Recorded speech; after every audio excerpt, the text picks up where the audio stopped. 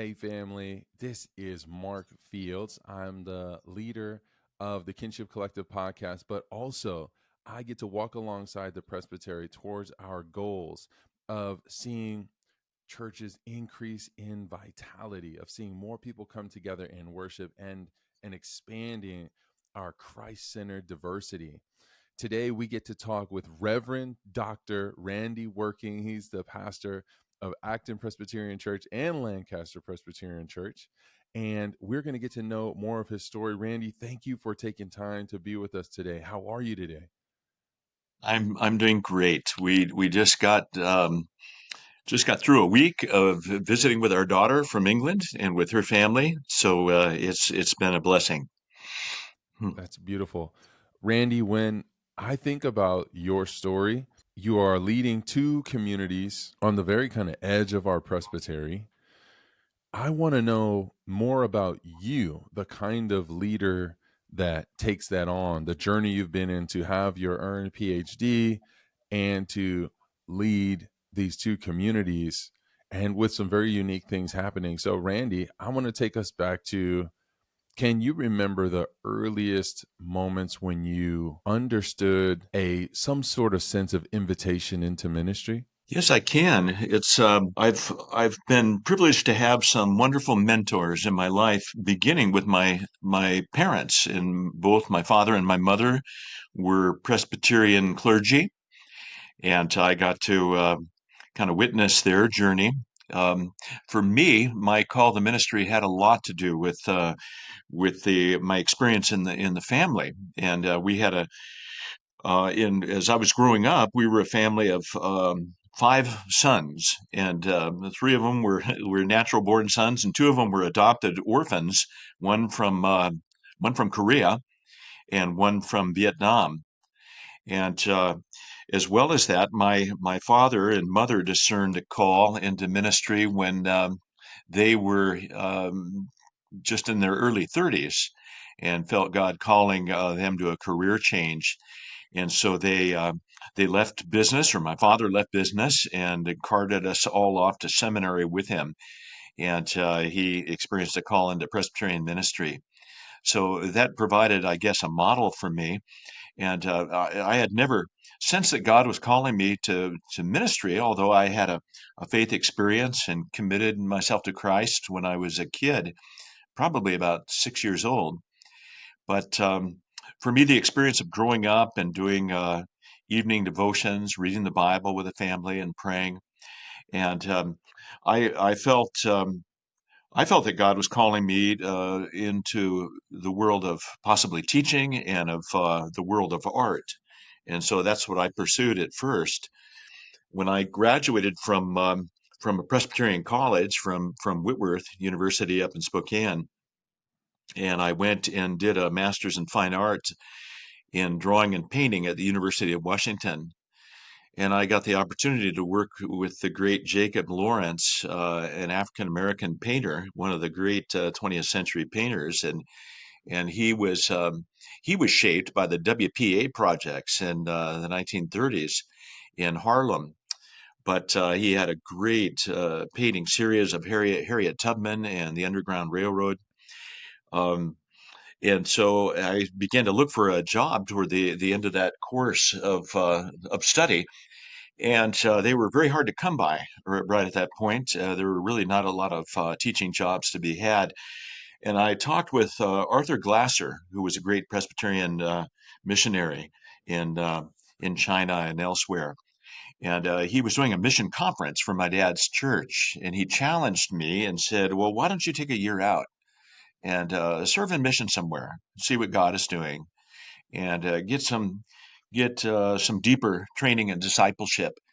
So I took that to heart and got the opportunity to serve with international student ministry in Switzerland. And my wife, I had met on a junior year abroad. My wife is a native French speaker from Switzerland, and we decided that that would be a great adventure and a learning experience.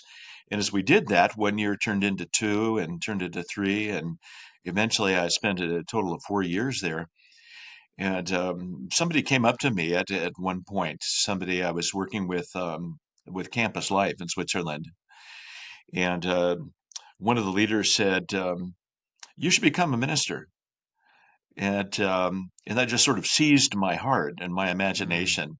hmm. And I thought, I really want to do that. I'm not too sure how the art and theology and ministry kind of fits together, but I've been on a journey ever since then of trying to figure that out. Mm. I'm interested as I'm hearing you share your story, the just the ways and this feels common to I think the human experience where day by day we have a vision, we pursue what we understand to be true, and it seems as we follow that path and God kind of opens doors sometimes that are different. Then what happens after the 4 years in abroad? Well, we returned to the States, my bride and myself, and we enrolled, matriculated at Fuller Seminary, and we had a strong family connection there, both through many of the Presbyterians, many of the deans, several of them were Presbyterian, and many of the faculty. And my dad had graduated from there and was ordained at Bel Air Pres. But so we returned there. It seemed like a natural, and some of the folks who had spoken into my life were there, including Art Glasser. But had a great experience, and I think at the time there were some 400 Presbyterian students there. It was a strong fellowship, and we felt like God was leading us there. Had a great experience, and I was under care at Bel Air, where I had gone through junior high and high school, and so came through there and was ordained into pastoral ministry as an associate up in Sacramento area. So that's kind of how we got there, and I think I had a sense along the way of following God as an adventure. It probably has something to do with your whole family, and it has to do with Bible study and prayer, and it has also to do with we had special needs children in our family. One of them was my little brother, 3 years younger, who suffered from epilepsy and from a developmental handicap, and so he had a rough journey as a kid. But it seemed to us that it had to do with God's healing and whatever form that might take, and had to do with my Korean orphan brother who suffered from epilepsy, or excuse me, from polio as a baby, and he still suffers from a degenerative form of polio. But that was all a part of the package, and us discerning together as a family that we want to be about growing in the depth of our faith, and about growing in our relationships, and about pursuing God's call in ministry. Mm. One thing that really stands out to me is the idea of following God as a family adventure. Well, you mentioned it as following God as an adventure. You mentioned this when you went abroad with your wife, and then you mentioned it again as an understanding of kind of the way things were unfolding. Is that a big theme for ministry or for you as you have followed God? Yes, it has been. We think if God has a claim on our lives, that impacts those around us too, and that we need to be collectively discerning how He's calling. So that has a whole lot to do with the family in the midst of that, and it has a lot to do in our particular vocation. I would say in mine, but also in my family. We have three authors in our family and who are published, and my brother Russell has had a career in journalism, and he is, by the way, he's married to a Russian wife, and he has a Russian stepson and a Russian daughter-in-law, and so adding sort of to the mix, then my wife being Swiss, and um, but he is a writer, and then I've published some works, and my mother has too. We also have three artists in the family. So my handicapped natural born brother, he is he is a terrific artist, and he does powerful work that's I think of it as being primitivistic and kind of Matisse-ian in its form, but everything he does is on a Bible theme. And he Mm, does angels and the prophets and the gospels, and he has done that for I think almost 40 years. He's worked in studios and had a very productive artistic life. So I've stepped away from painting as a major focus, but still have tried to keep my hand in it.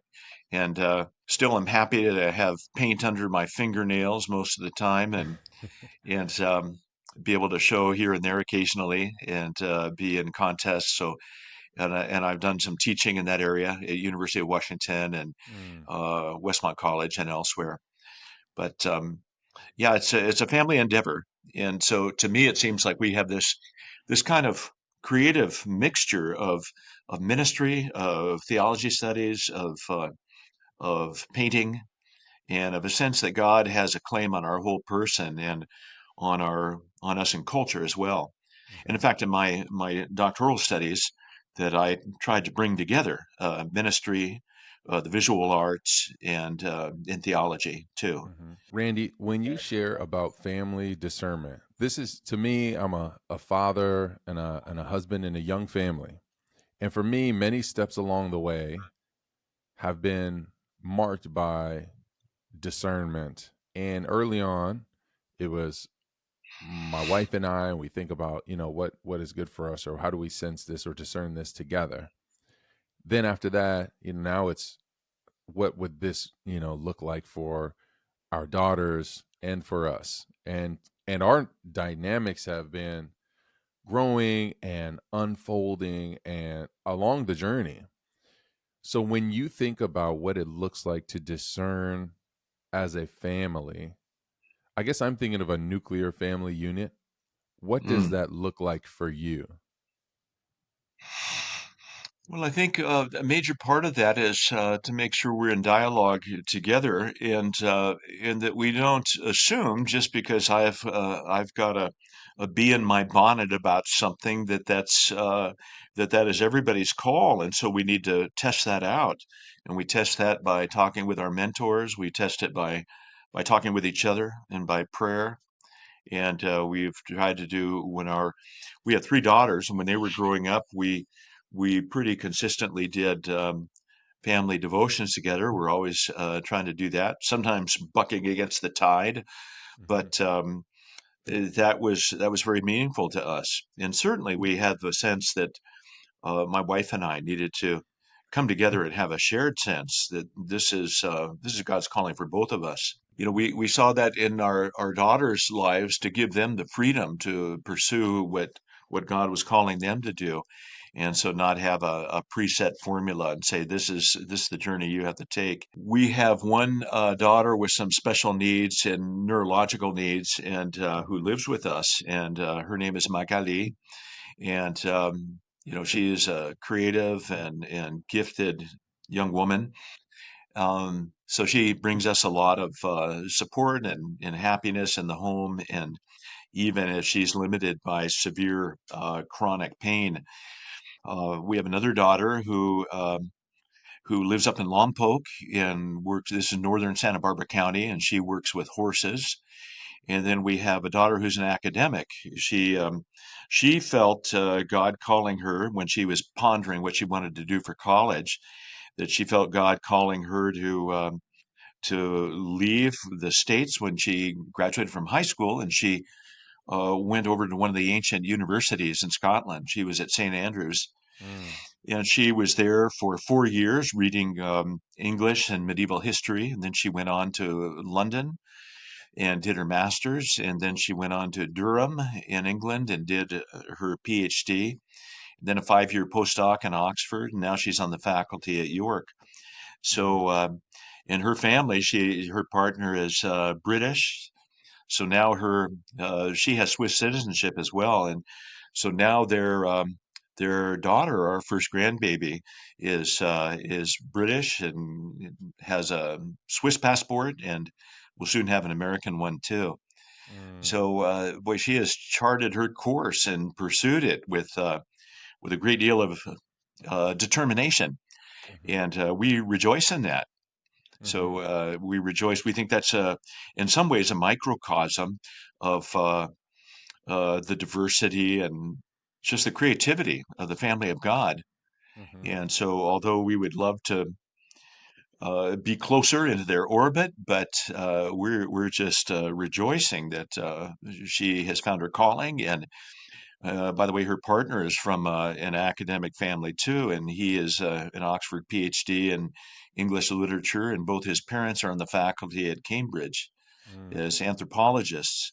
So, so we say, man, she has just the sense of how God has gifted her, and she is absolutely determined to explore and to apply her gifts. Mm-hmm. So we have been glad to give our own daughters the freedom to hear God's call on their lives. Mm-hmm. I I think it's a beautiful testament to your faith. I think for me, one of the greatest acts of faith as a parent is to trust the work of God in our children's lives, especially when it may feel incongruent to what we may want or what we may discern or what we may think is the way. And I think it's a Hmm. beautiful, beautiful gift to our children to put faith in the journeys that they put faith in and to walk by faith in that way with them. I think is an extraordinary gift. Hmm. Randy, when you were sharing about your daughter and your daughters and the different kind of paths that they've taken, I'm thinking about people who are on their journey and it may not feel as clear. Seems like, that journey, she dug her heels in, she knew what she wanted to do. It was, 4 years here. She knew she was going to take that train all the way to the end of the tracks academically, so to speak. For you, when you're counseling with someone who may not be as sure and they're discerning life path or a transition, how would you navigate that? Let's say somebody in your daughter's situation, and she's taking the train down the track and she's now thinking, okay, maybe I'm sensing something different, or there's a new opportunity and she may be less clear. How would you counsel them? Well, I guess I always have somewhere in the back of my mind what Eugene Peterson said about finding your vocation in life, and it's at the intersection of the world's needs and of your greatest joy. And I love that. I think there will be a congruency. There will be a sense of I was made for this. Uh, Mm-hmm. God has programmed me this way, and and so I want to pursue it, and I want to honor Him to the best of my ability through through applying myself joyfully and taking risks in order to pursue this. So there have been some points in our lives where we felt like, okay, we're stepping out in faith, and it's a Mm-hmm. little bit scary, but without faith, it is impossible to please God. Mm. And so we have felt like we have trusted. So thus far, the Lord has been good to us, and Mm-hmm. so we will trust God for the next step in the journey. So I try to encourage folks that way, and part of it is to experiment, to try things. I try to get folks to in my congregations to challenge them. Maybe you want to think about going in mission with a presbytery and serving a short-term mission. Maybe you want to. We just had a guy from our congregation here that went on the impact mission trip to Romania last summer, Mm. Mm-hmm. and I think that's we hope that's a blessing for the folks they're going to serve and partner with in some other cultural context. Mm-hmm. We certainly want to see that. We want it to be a blessing for him too, and also for our congregation. That I think it people say, "Wow, maybe we haven't sent somebody in mission before, or maybe it's been a long time." And look what that does in their life and their faith. And Mm. so I think a part of it is to challenge people. Would you consider this? Um, in maybe a less dramatic way, part of it is to get people to help and worship. And Mark, I was touched by this, but one of our African women, I asked her to read scripture, and afterwards she said, "I couldn't believe you did that." And I was reading scripture, in front of I was speaking in front of white folks, Mm. and gosh, I didn't know I could do that, and I felt Mhm. convicted by that. And I Mhm. said, that's really touching. But yeah, we want to lift people up and say we we applaud their gifts. We rejoice with them that they can exercise these gifts. And so we had another one of our new members, and we couldn't remember the last time new members have come in at Lancaster. And we just brought in a few months ago 7 new members, and for for some churches that might seem like a small number, but for us it was really significant. And we had persons of color, and we had these young guys that were in their 20s that committed to the Mhm. church and felt like they found a home here. So we just think that's fantastic. But we want to give people the opportunity to kind of stretch their wings in faith and see what God does with that. That is so beautiful. I want to talk more about that. So you mentioned distinctly African sister sharing for the first time in front of white folks. The honor and the leadership within her being honored in a way that she never seems to be never anticipated. Would you speak to more about what is happening around that? You mentioned new members. Share with us more about that whole story of what God is doing. Well, at some point, Mark, about 2 years ago, we had some African women that attended our church that just showed up. We didn't know them, and they looked beautiful and were wearing um, traditional costumes that not costumes, but really just their very best clothing to honor God and worship. And we think, it turned out that they were from Cameroon. And so I thought, well, for one thing, we really want to embrace them and just say it's a joy to have you here. And I think our people want to do that.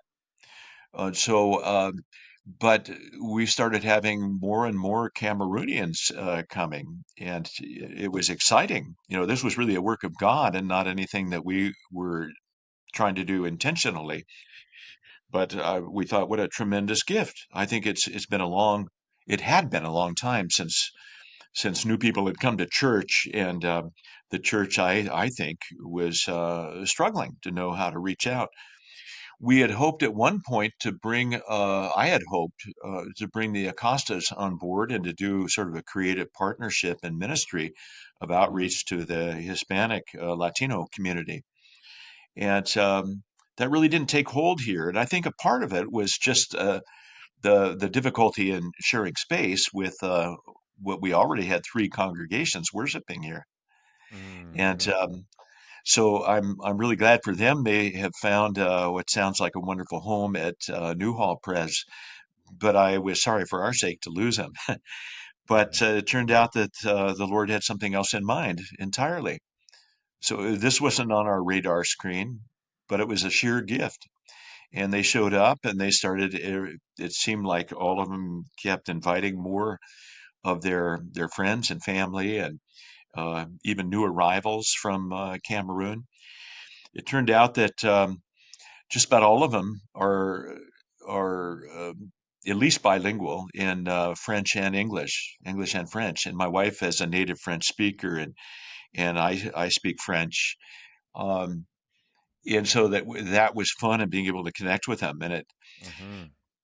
I thought, well, it's important for me to learn about their culture and to begin to just do a little bit of research, and as well as hearing their personal stories, but to hear about. And I discovered that some things I didn't know, that there's a strong Presbyterian church in Cameroon, and Mm-hmm. just about all these folks were from background in Presbyterianism, African Presbyterianism, and also that this was founded in the 1850s by the Basel Mission from Basel, Switzerland. And just like American Presbyterians in that same time period, we're starting a presbytery down in Colombia. Swiss Reformed Christians were starting Presbyterian missions in Cameroon. So that's just been enriching and exciting. So I look Mm, forward to seeing how this is going to begin to um, maybe color and nuance our worship in different ways. And mm-hmm, for the time being, we're sharing and sharing food together with potlucks and sharing in worship leadership. mm-hmm. And I have my eye on a couple of these folks who have really demonstrated gifts, and looking at them for possible leadership and elderships.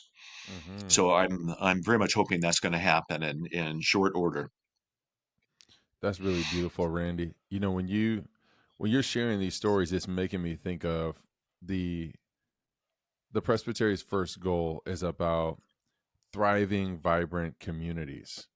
How do we articulate that? How can we become much more, and not much more, but just all of us can thrive at different levels, right? So when we talk about vitality, different markers of vitality, for you, I mean, new members is a marker of vitality. We're talking about new people in worship. That clearly checks off box number 2 about new people worshiping. But I want to know how you have personally and how the community has experienced vitality because of the unique expressions of worship of our sisters and brothers from Cameroon. Well, I think that's an area that we need to and we want to grow in that area. So I would love to bring in traditional Cameroonian music and maybe with an eye to the visual impact of the worship space. So I think, we've gone through some experiences in each of our churches that have reminded us that the church is not a building. Part of it was that the Lancaster church has struggled for a long time, and as their numbers diminished, they just became an agonizing process to try to pay the bills.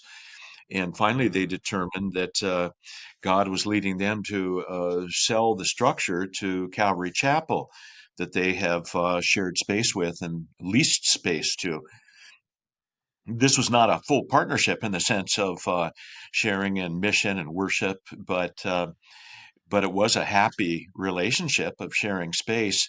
But they decided to do that, and that church um, made a commitment to let Lancaster Pres continue to use all the space we're currently using for the next 10 years for no charge. mm, Um, so we felt like that was an answer to prayer, but we think we've got to go a lot deeper and in making an impact on our community, having a real vision for mission for Lancaster and the Antelope Valley. mm-hmm, And so I see just some kind of stretching our legs and opening our eyes and beginning to see and to imagine in what ways that might be possible. But mm, as I was saying about the building, that taught us, I think, it reminded us, the church is not a building; it's the people of God, and it's mm-hmm, in all of our diversity. The church is a lot more diverse than we are now. If you look at the church around the world, and that's a reflection of the character of God.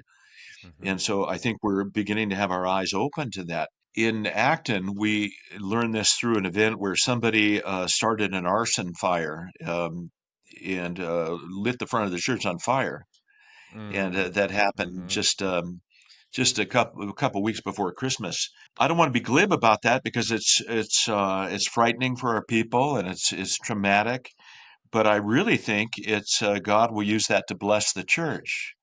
And I see two ways. One is that he reminds us the church is not a structure, and I think structure has its place. I'm a cultural theologian, and I believe in the importance of a shared memory of space. mm, And mm-hmm, yet, that building could have burned to the ground if it weren't caught in what I think is a near miraculous way. mm-hmm. Um, and that is that there was somebody commuting to work at 4:30 in the morning, commuting down to Los Angeles, and he saw the front of the church on fire, the church door and the frame around it. And he pulled off the road and he called 911, and then he got out a hose on the side of the church and he was able to douse the church. And it turned Wow. out that that man was a neighbor of one of our elders and a friend. and he was Mm, also an LA County detective mm, with the LA police. mm-hmm. And so he was able to stop that. And I think if he hadn't done that, it could have been just in very few minutes that 100-year-old wood structure would have burned to the ground. But Wow. that reminded us that the church is us. Mm-hmm. We're the people of God. Peter talks about that. Mm-hmm. Paul does when he says, "In Christ there is neither male nor female, Jew nor barbarian, Greek nor barbarian." And I think in another way that God will turn this to our good, what somebody intended for evil, that it's increasing the knowledge of our church and our witness in the community. Mm-hmm. Mm-hmm. And I think I thank God for that. I think that's powerful. Mm. Yeah. So these are some of the ways that God's been sort of opening our eyes to, hey, what are we even here for? It's Mm-hmm. so that we can make known the love of Jesus Christ to to f- to folks that need Him, and that's all of us. I don't really, I learned a few tricks. I have a few tricks up my sleeve from serving in places like Bel Air and Bellevue in Seattle area, and that's a church of they say about 4,500 attenders, and we love that church very deeply. Where I served on staff as pastor for adult ministries, and I was Mm-hmm. connected with them for 10 years, and then beyond that as a parish associate. So I learned some things with that, but nonetheless, when it comes down to it, I think all we need to really try to perfect to the best of our ability by God's grace, it's to teach and preach and do pastoral care. Mm.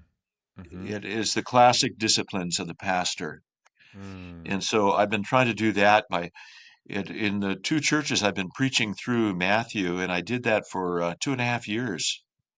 Mm-hmm. So we preached something like 150 sermons on Matthew. Wow. And I think that I was trying to take us deeper into what discipleship is about. And now I'm launching on a series on Romans, or I've just launched and will be in Romans for the whole year.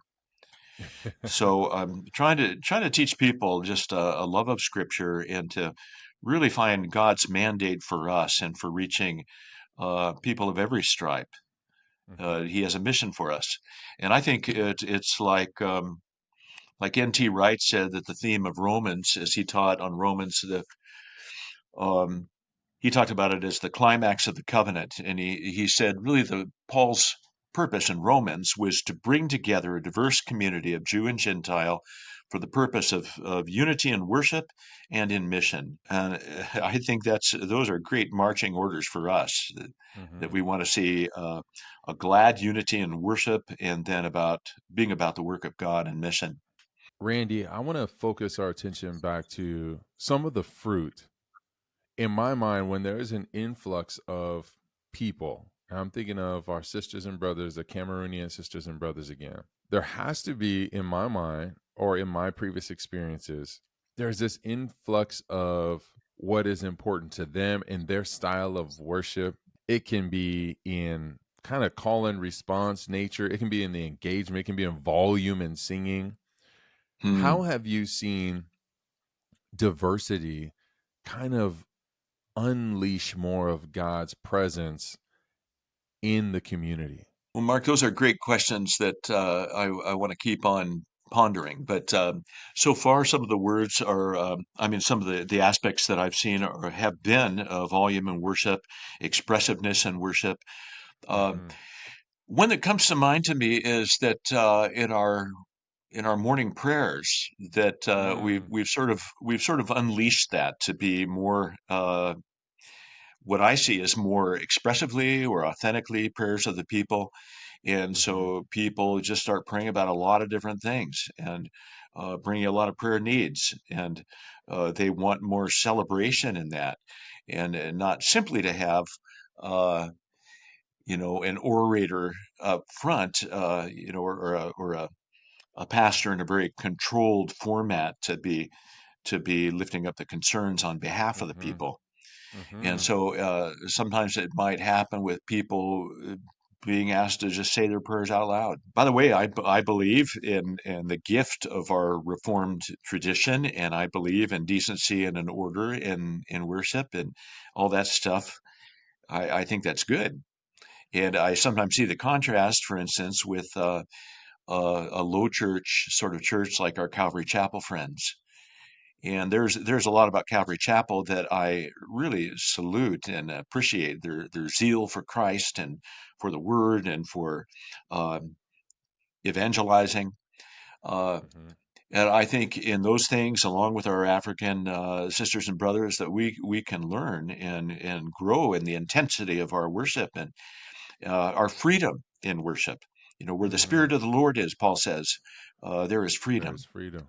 Hmm. And so I want to see that too, along with our decency and an order, and those things that we want to hold on to as well. That's beautiful. Randy, how are you being expanded as a pastor and as a Christ follower because of your journeying alongside our Cameroonian sisters and brothers? Well, I think a lot of it comes down in our walk with Jesus. A lot of it comes down to gratitude and having him open our eyes up to each other and increasing the Hmm. voice of one another.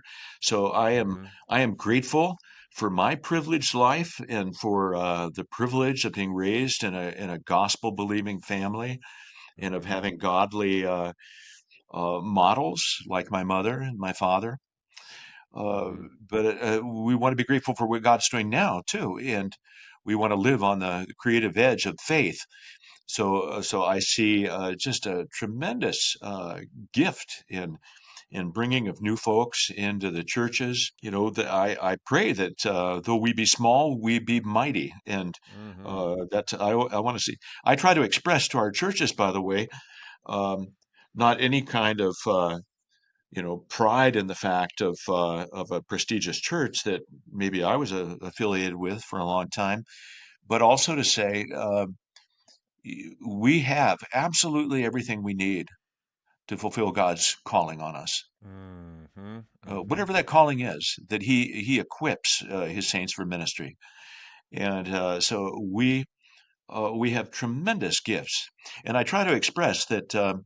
A sense of gratitude, like people are starving to death these days for meaning and for connection with each other and Hmm. for personal relationship Hmm. and after the COVID lockdowns. But I think in general in our society that feels like it's fragmenting and at odds with itself, that people are desperately hungry to know that they are beloved, that God has a purpose for them, that He wants to build us into the body of Christ. You know, to me, that's about gratitude.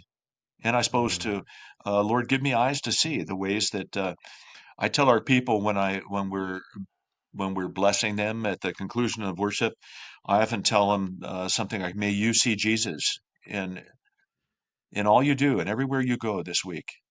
Hmm. And that's my prayer for them and for me. Yeah, when you mention community, I'm thinking of the ways that I've encountered community alongside cultures that were different from mine, and the ways that I'm sure that the Cameroonian Christians that are worshiping alongside you, finding a sense of really grafted togetherness, the ways that they lean on one another as they kind of find grounding, and the ways that shows everyone, that it just embodies a new way of communing together.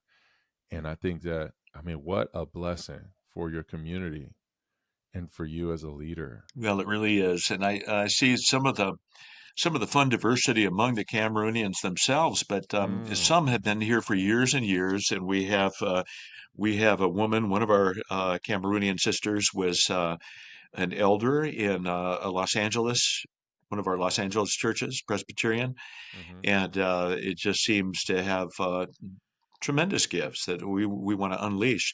But you also see we've had some people that say, "Well, I just came in." I said, how'd you get here?" And they said, "I came in 2 weeks ago, and I came across the border, and I somehow got across the border, and here I am." And she said, "Now I'm working with the immigration services to try to be able to Mm-hmm. stay. Mm-hmm. Yeah. So we have a work to do in support and loving these folks, and that's our privilege. Mm. As soon as you said that, I just think about Matthew 25. Whatever you do to the least of these, you've also done to me. And one of the Mm, versions talks about whatever you will not do for the least of these, you won't do for me. Don't act like you'll do it for me. mm, Uh, and that they will know us by our love for one another. The mm, ways that we care for one another and the ways that we care for those who, aren't one another yet. The way we care mm, for the least of these. How beautiful, what a testament to God at work. These kinds of siblings of ours find themselves at Lancaster Press, and the church that doesn't own the building anymore, with the French speaking dual language bipastoral pastor, and the family that understands art and theology and navigating disability in the world. What a unique story. To me, it makes complete sense that that kind of family, that kind of history would cultivate that kind of embrace and hospitality that now others who can sense that same kind of difficulty navigating a new system would find themselves at home in. How beautiful. thank you, Mark. I think it's beautiful too, and I'm amazed at God's goodness and what God is doing. And I pray that God is going to be honored here and glorified, and that this will be a lifeline and a center of hope and life for many. So I really want to see that, and I want to see. I believe that God gives us life so we can give it away, and I believe that God gives us the resources He's entrusted to us, whether we own the building or not. But everything that He's given this church, and through decades of following the Lord, that He's given that so we can give it away too. Mm, So it would just be so exciting, and I pray this is going to happen very soon as we bring in a whole new a whole new diversity of gifts and of stories among our people that mhm. might express the manifold, the beauty of God's perfections, and I pray that that's happening. Amen. Well, Randy, thank you so much for sharing so much of your own personal story, the journey of sensing God's invitation and God using all of your artistic ability, all your family heritage, kind of building on that legacy of faith and service, and then leading a family, and then sharing with us so much about what it's been like to pastor these communities in the Antelope Valley, and what God is doing uniquely in the Cameroonian community, and how much hospitality you're displaying, and creatively navigating real challenges, but also being grateful and honoring the presence of God, and being faithful, and not faithful not in as in following, continue to step faithfully, but filled with faith in trusting that God is at work even in those difficult times. It's such a inspiring example. So thank you, Randy. I appreciate you. Well, I appreciate you too, Mark. Thank you for your ministry, and it's been a joy to do this.